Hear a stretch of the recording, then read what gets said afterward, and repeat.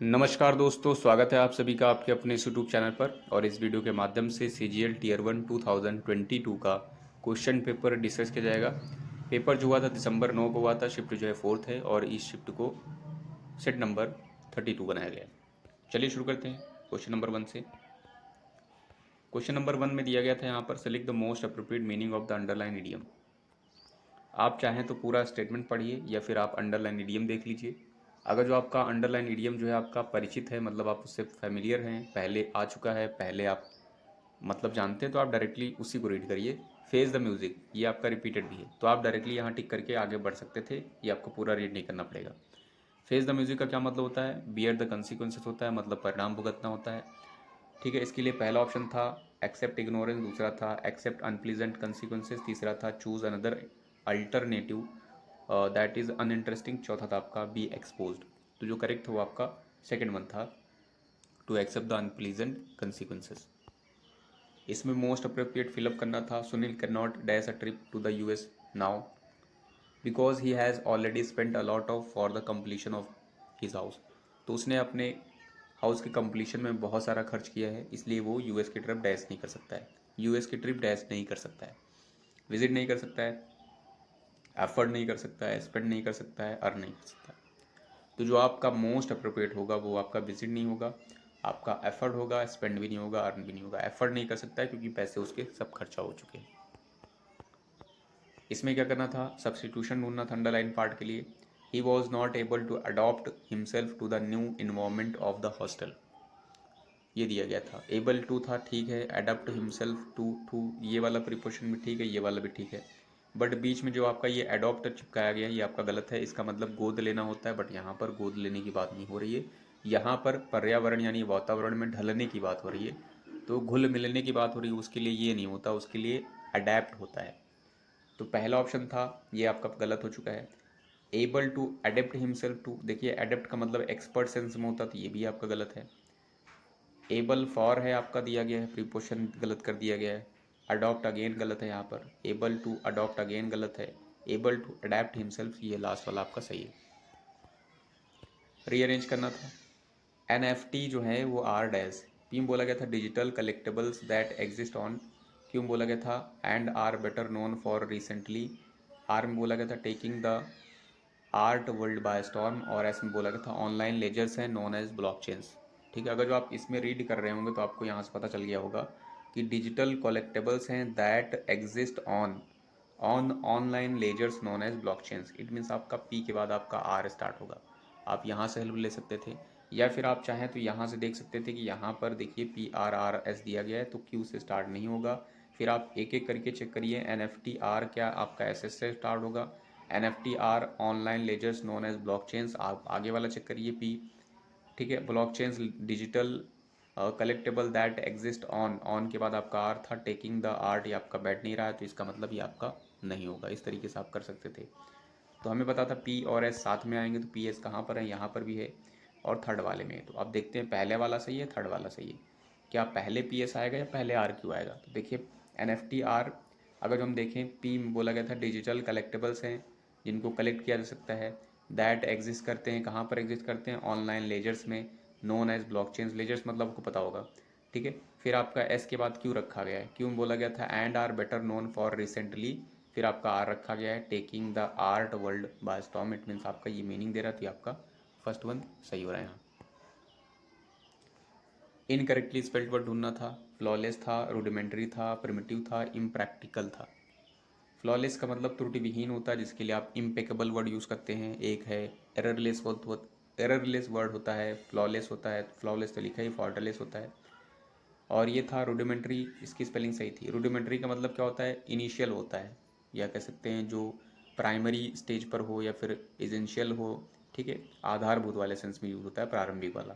तो ये इसकी भी स्पेलिंग सही थी। प्रिमिटिव का मतलब प्राचीन सेंस में होता है, स्पेलिंग सही। इम्प्रैक्टिकल की स्पेलिंग गलत है, IMPRACTICAL होता है। ये आपका एडजेक्टिव था जिसका मतलब व्यवहारिक होता है। एरर देखनी थी, स्पेलिंग चेक करना था, तो ये आपका लिखा गया था। आप चाहे पूरा स्टेटमेंट पढ़ें या फिर समय बचाने के लिए डायरेक्ट इसको देख सकते थे। एनोनिमस की जो स्पेलिंग होती है वो AN सिंगल होता है, फिर NO होता है, सॉरी ANONY होता है, एनोनी MOUS फिर होगा। तो ये आपका एडजेक्टिव होता है जिसका मतलब जो है जिसमें नाम छुपा हो, ठीक है। कैसे कहते हैं ना, गुमनाम सेंस में इसका होगा, इसका मतलब क्या होगा, गुमनाम सा, ठीक है, जिसमें नाम उजागर न किया जाए। तो ये स्पेलिंग कहाँ थी आपकी, पहले वाले में नहीं थी, सेकंड में नहीं थी आपकी, थर्ड वाले में थी, ANONYMOUS। ये आपका थर्ड वन सही था, लास्ट वाला गलत है। इसमें एरर देखना था, कौन से अंडरलाइन पोर्शन में एरर है। आई टोल्ड राहुल, राहु लिखा है, on wait for 2 hours at the bus stop दिया गया है। आई टोल्ड ठीक है, वर्ब है, राहु है, ठीक है, ऑन दिया गया प्रीपोजिशन है, वेट है, फॉर 2 आवर्स 2 घंटे के लिए इंतजार करने के लिए बोला है, कहाँ पर, तो eight the bus stop. It means यहाँ पर ये वाला डेफिनेटली सही है, इधर बस स्टॉप वाला सही है, और फॉर भी सही है, गलत जो है वो आपका ये वाला है। यहाँ पर फिट नहीं बैठ रहा है, इसकी ज़रूरत नहीं है। या यहाँ पर आप करेक्शन इस तरीके से कर सकते थे, आई टोल्ड राहुल, ठीक है, टू वेट, ठीक है, टू वेट फॉर 2 आवर्स, ठीक है। तो इस तरीके से यहाँ पर ये गलत था आपका। यहाँ पर आप जो भी फिट बैठ सकता है अपने हिसाब से वो लगा सकते थे। तो यहाँ 7th में लास्ट वाला यानी 4th वाला गलत है यहाँ पर। यहाँ पर मोस्ट अप्रोप्रिएट सिनम बताना था। The director is at the apex, apex का सिनम बताना था। इसका मतलब सर्वोत्तम शिखर होता है, जिसके लिए आप टॉप यूज़ कर सकते हैं। एक्मी वर्ड होता है, समिट होता है, ठीक है, पिनिकल वर्ड होता है, ये सब आपके अपेक्स तो लिखा ही था, यहाँ पर होता है। तो इसके लिए कोर दिया गया था, बॉटम दिया गया था, और कॉर्नर दिया गया था, पिनिकल दिया गया था। तो कोर का मतलब आपका क्या होता है, इंपॉर्टेंट सेंस में होता है, ये आपका नहीं होगा। बॉटम का मतलब जो टॉप वर्क का जस्ट अपोजिट हो, नीचे वाला हिस्सा, तो ये आपका नहीं होगा। कॉर्नर का मतलब कोना होता है, नहीं होगा। पिनिकल आपका करेक्ट था यहाँ पर। इसमें जो है क्या करना था, इनडायरेक्ट फॉर्म सेलेक्ट करनी थी, तो 10 से एलिमिनेट करने की कोशिश करते हैं। Meena will you assist me to pack our belongings, asked her mother. अब देखिए ये जो मीना शब्द था ये बाहर निकल के आएगा, तो यहाँ पर आपको ऑब्जेक्ट मिल जाएगा। ये इंटरोगेटिव है, तो आपका इंटरोगेटिव में इंटरोगेटिव टाइप का जो रहेगा वो आपका एसरेटिव में बनता है, मतलब पहले आपका सब्जेक्ट आएगा। तो टेंस देखें तो यहाँ पर विल था, तो इसका मतलब सिंपल फ्यूचर रहेगा, बट विल की जगह आपका वुड होगा, फिर V1 होगा। तो ये कहाँ पर है वो देखना है। पहले वाले में चेक करेंगे तो डायरेक्ट यही चीज़ देखते हैं हम। शी विल असिस्ट लिखा है, नहीं है यहाँ पर। शी वुड असिस्ट यहाँ पर है, शी वुड असिस्ट ये आपका दिया गया है, ये भी हो सकता है। और शी कैन नहीं है, तो 2 एलिमिनेट हो गए, 2 बचे हैं। अब देखिए यहाँ पर आस्क्ड हर मदर है, इसका मतलब आस्क्ड ही रहेगा क्योंकि इंटरोगेटिव था। तो सेकंड वाले में चेक करिए, तो यहाँ पे लिखा गया था मीनाज मदर आस्क्ड हर वेदर, और देखिए यहाँ पर गलत, दो तरीके से गलत है, या फिर इस तरीके गलत है। यहाँ पर जो आपको पता है कि इंटरोगेटिव में जो कंजंक्शन होते हैं वहाँ पर या तो आप इफ़ यूज़ करिए, या फिर आप वेदर यूज़ करिए, दोनों साथ में नहीं होते, तो यहाँ दोनों चिपकाए गए, तो यह गलत हो गया। इसलिए फिर आपका थर्ड वन बचा हुआ सही हो जाएगा। यहाँ पर देखते तो यहाँ पर एरर डिटेक्ट करनी थी। Huda lived in the southern part of USA, sorry Germany लिखा गया था।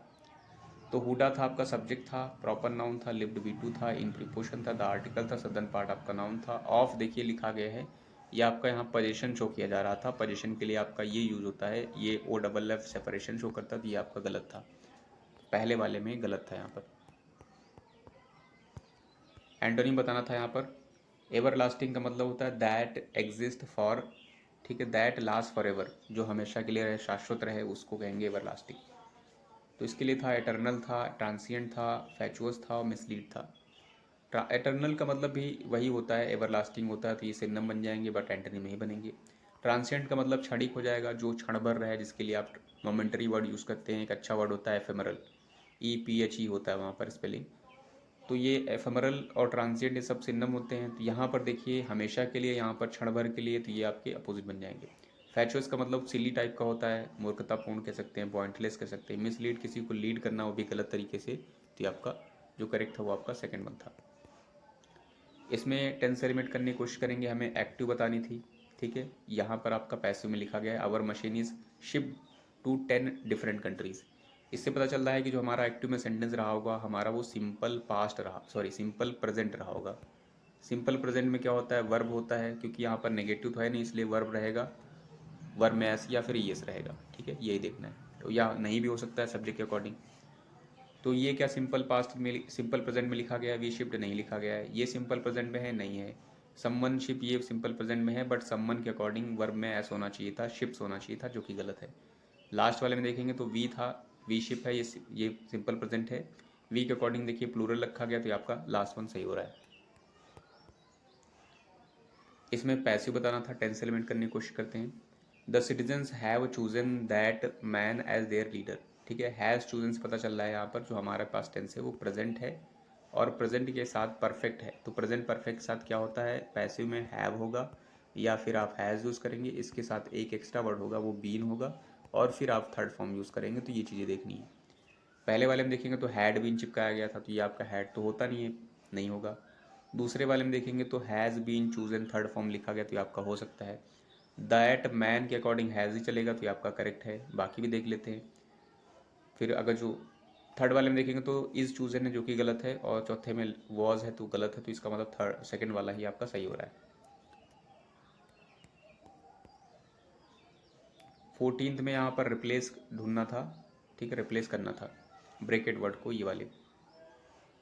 नीदर द टीचर्स और the principal likes the new budget cuts. देखिए नीदर के साथ आपका जो क्या चलता है, नीदर के साथ आपका पेयर चलता है वो नॉर चलता है, इधर के साथ और चलता है।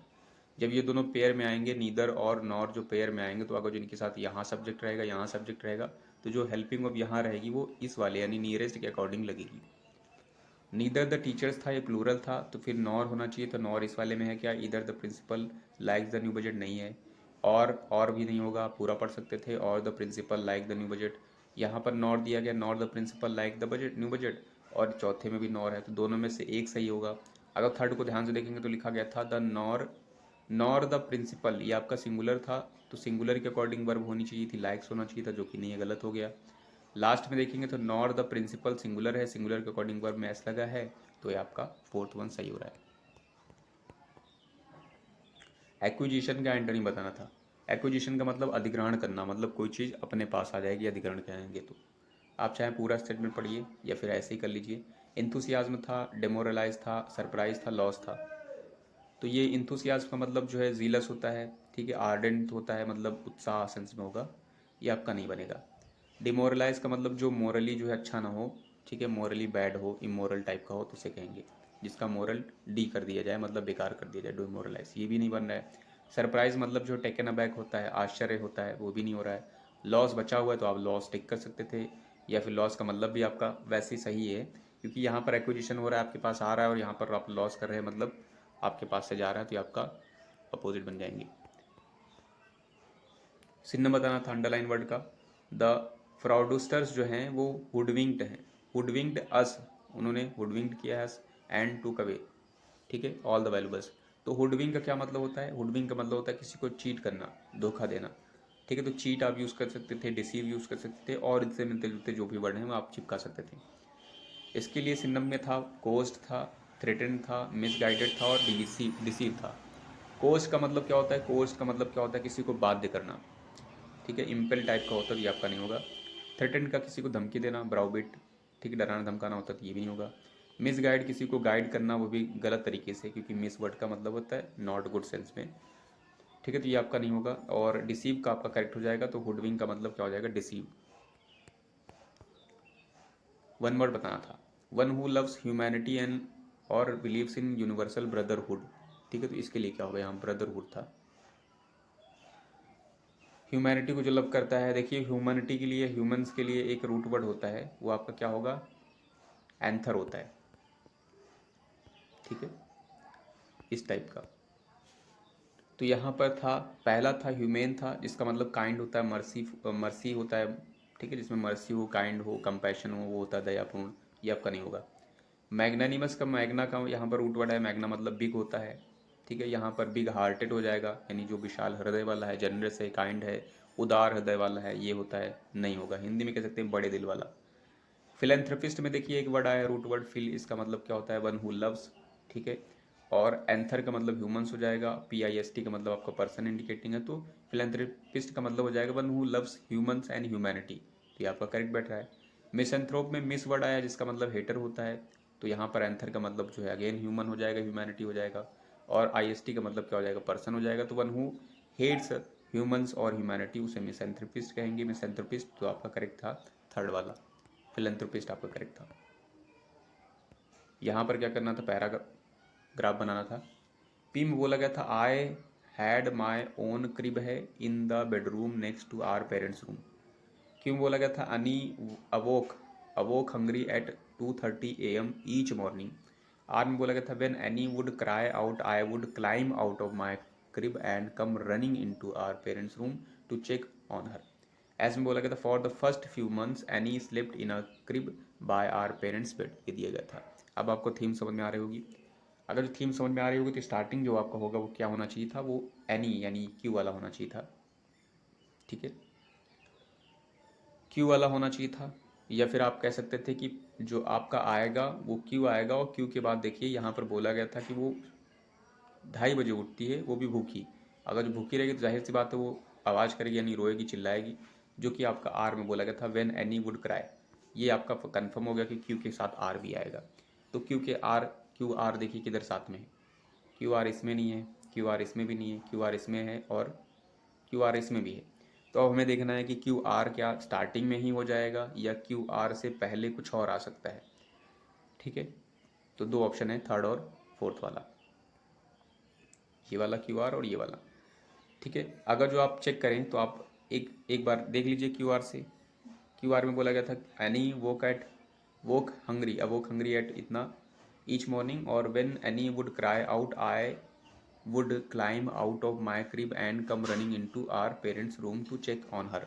फिर आपका इसमें ऐस बोला गया था कि for the first few months Annie slept in a crib by our parents beds, और फिर आपका पी रखा गया था I had my own crib in the bedroom new to our parents। crib होता है जिसमें जो बच्चे सोते हैं, आपको जो है जो जिसमें बच्चे सोते हैं, जो छोटा सा होता है।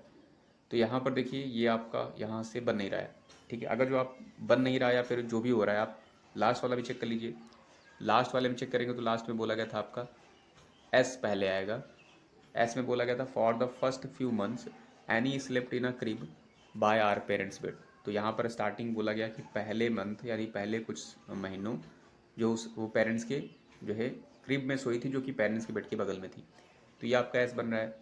फिर आपका एस के बाद पी रखा गया था कि I had on my own crib in the bedroom next to, और फिर बोला गया कि मेरा जो भी क्रिब था वो कि नेक्स्ट बेडरूम के पास में था। तो ये आपका इंट्रो ये वाला ज़्यादा बेटर हो रहा है। पहले आप परिचय दे रहे हैं कि ऐसा ऐसा है और मेरा बेडरूम उनके पास में ही है, सॉरी मेरा क्रिब उनके बेडरूम के पास में है।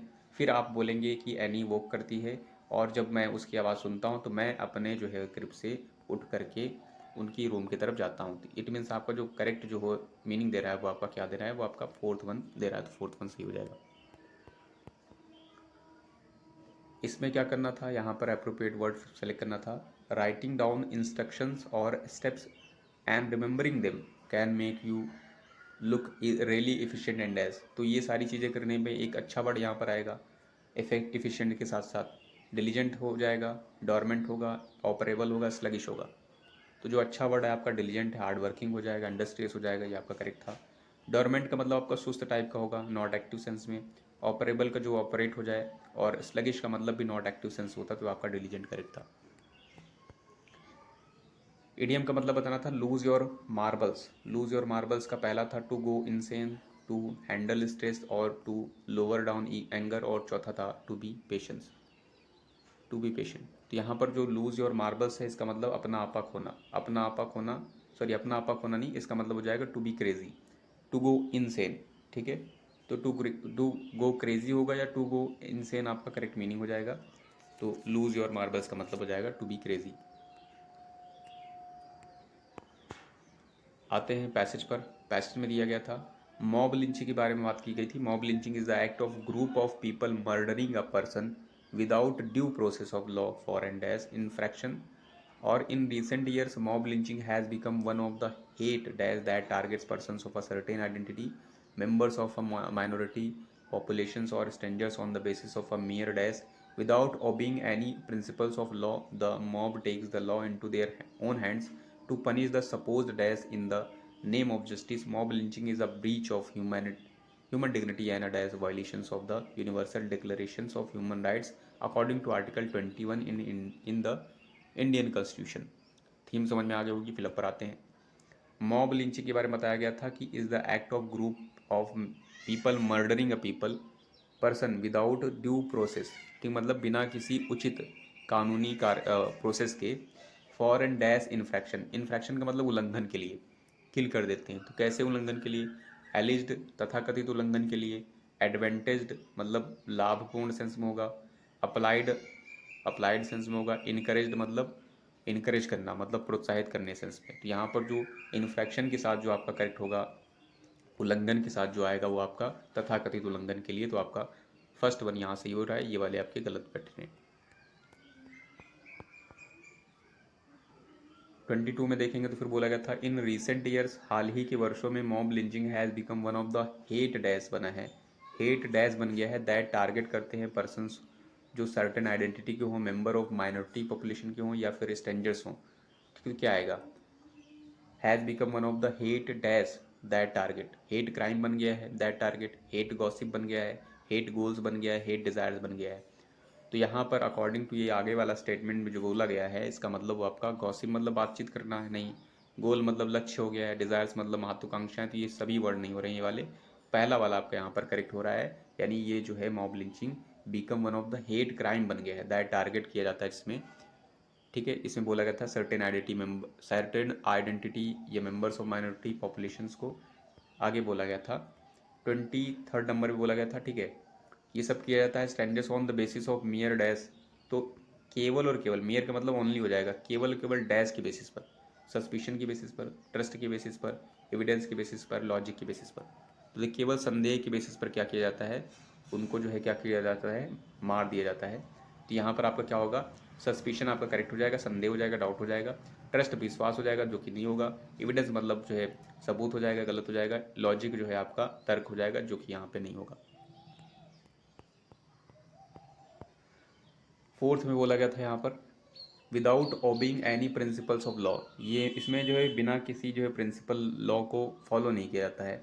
ठीक है, द मॉब क्या करती है, मॉब मतलब भीड़ होती जो कि उग्र भीड़ होगी।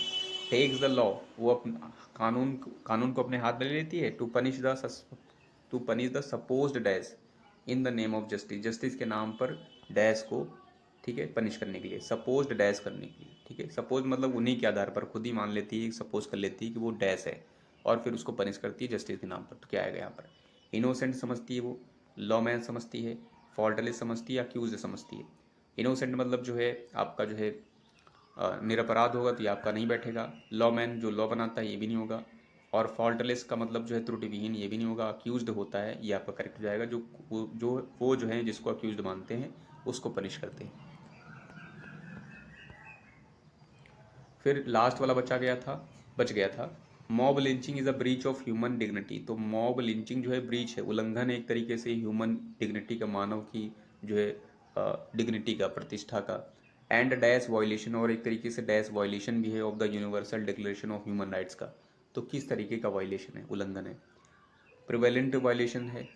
ठीक है, ब्रीच तो है ये ह्यूमन जो है डिग्निटी का, एंड प्रिवेलेंट वायलेशन है, तो वायलेशन प्रिवेलेंट था। और कन्वीनियंट वायलेशन है, कोवर्ड वायलेशन है, और फ्लैग्रेंट वायलेशन है। ठीक है, तो ये आपका प्रिवेलेंट मतलब प्रचलित हो जाएगा, प्रचलित वायलेशन तो आपका नहीं बनेगा। कन्वीनियंट मतलब सुविधाजनक वायलेशन नहीं बनेगा। कोवर्ड मतलब छुपा हुआ नहीं होगा। फ्लैग्रेंट का मतलब शर्मनाक या शर्मसार कर देने वाला, अपमानजनक। तो ये आपका जो है एक तरीके से ब्रीच तो है ये ह्यूमन डिग्निटी की, और एक तरीके से शर्मनाक उल्लंघन भी है किसका, universal declaration of human rights का। तो आपका लास्ट वाला यहाँ पर सही हो रहा है। सो आई होप इस वीडियो के माध्यम से आपने कुछ ना कुछ जरूर सीखा होगा। Thank for watching this video.